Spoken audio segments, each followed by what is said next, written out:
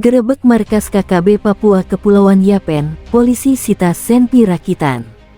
Aparat gabungan Satgas Operasi Damai Cartes dan Polres Kepulauan Yapen berhasil menggerebek markas kelompok kriminal bersenjata KKB, wilayah Kepulauan Yapen di Kampung Ambaidiru, Distrik Kosiwo. Dalam penggerebekan itu aparat menyita 1 buah senjata api rakitan berbahan kayu menyerupai pistol dan 1 buah pistol korek api merek P, juga 1 buah rompi warna loreng berserta puluhan barang bukti lainnya termasuk bendera bintang kejora. Melansir dari tv1news.com, aparat gabungan Satgas Operasi Damai Cartes dan Polres Kepulauan Yapen berhasil menggerebek markas kelompok kriminal bersenjata KKB, wilayah Kepulauan Yapen di Kampung Ambaidiru, Distrik Kosiwo. Dalam penggerebekan itu aparat menyita 1 buah senjata api rakitan berbahan kayu menyerupai pistol dan 1 buah pistol korek api merek P, juga 1 buah rompi warna loreng berserta puluhan barang bukti lainnya termasuk bendera bintang kejora.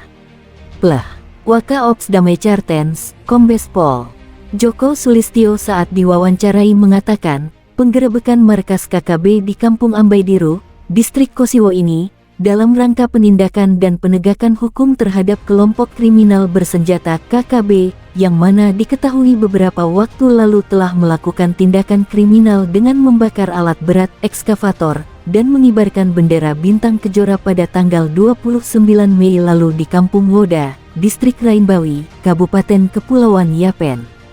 Penggerebekan markas KKB di Kampung Ambaidiru, Distrik Kosiwo ini, kami berhasil menemukan dan menyita senjata api rakitan dan puluhan barang bukti lainnya, tutur Kombes Pol Joko Sulistyo, Sabtu tanggal 17 Juni tahun 2023.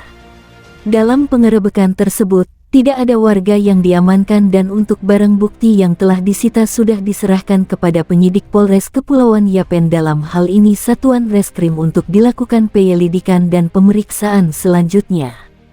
Ditambahnya, situasi keamanan di Kabupaten Kepulauan Yapen secara umum aman dan kondusif, namun aparat keamanan dalam hal ini Satgas Ops Damai Cartes dan Polres Kepulauan Yapen masih terus meningkatkan patroli guna mencegah timbulnya gangguan-gangguan dari KKB yang dapat terdampak kepada aktivitas masyarakat di Kabupaten Kepulauan Yapen.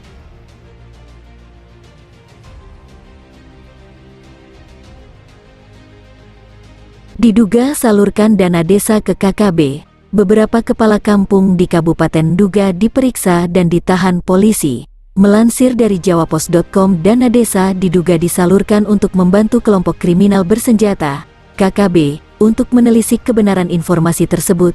Kapolda Papua Irjen Pol Matius Fahiri memerintahkan sejumlah polres menyelidiki penyaluran dana kampung, desa. Ia mengatakan ada sejumlah polres yang telah menyelidiki penyaluran dana kampung untuk membantu KKB.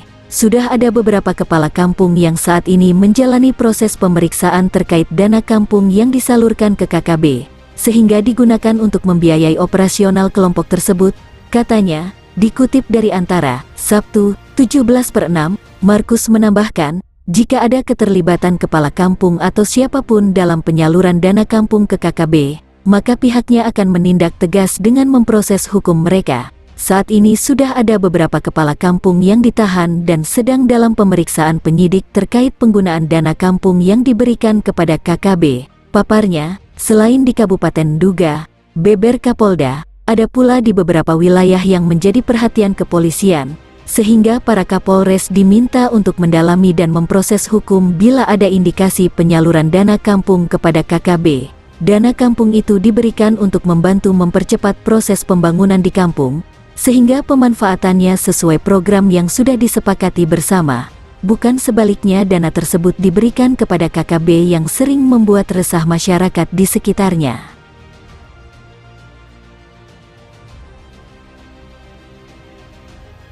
Giat patroli dan komunikasi sosial aparat TNI Polri ke kampung-kampung di pedalaman Papua kiat ditingkatkan.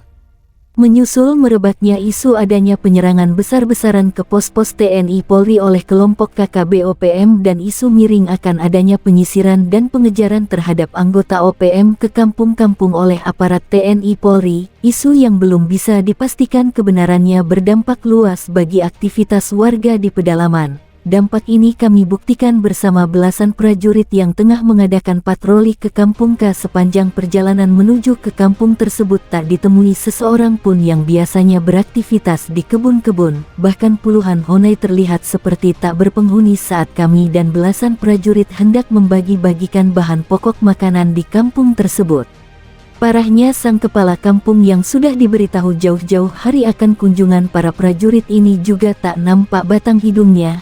Hanya terlihat onggokan kayu perapian yang masih mengepulkan asap di tanah yang cukup lapang, tampak beberapa potongan daging babi yang menyembul di antara tumpukan daun yang berasap. Menurut keterangan dua wanita Parubaya yang kami temui, semua warga termasuk kepala kampung pergi menghadiri acara bakar batu di kampung N. Dua wanita ini tak ikut acara bakar batu dengan alasan menjaga ternaknya beberapa ekor babi.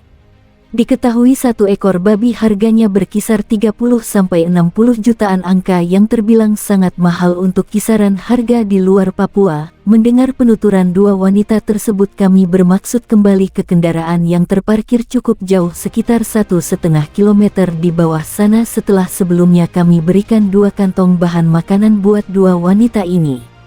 Perasaan saya ada yang mengganjal. Semua warga ke Kampung N menghadiri acara bakar batu, padahal Kampung N adalah kampung paling dekat dengan pos kami, dan juga tiap ada acara Kampung N selalu melibatkan kami para prajurit. Ingin membuktikan rasa curiga yang kian menggebu, kami hentikan langkah sebelum sampai di kendaraan yang kami parkir.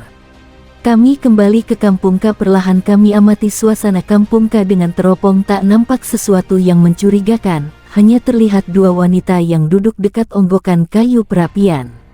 15 menit kemudian bermunculan puluhan pria mulai mendekat ke perapian membentuk beberapa lingkaran. Terlihat seorang pria membagi-bagikan potongan daging. Saya amati dengan seksama, saya pastikan bukan warga penduduk K. Terlihat tak ada seorang pun anak-anak dan wanita kecuali dua wanita tadi. Apalagi tak nampak kepala kampung. Kecurigaan sementara kami mereka adalah KKB yang tengah menikmati suguhan istimewa. Dua wanita mulai beranjak dan masuk ke salah satu hani warga diikuti dua pria lainnya. Entah apa yang akan mereka lakukan. Tak ingin berlama-lama digelayuti rasa curiga, kami mulai sedikit berpencar mendekati sasaran. Kami tetap waspada apalagi tiga pria di antaranya terlihat membawa senpi laras panjang.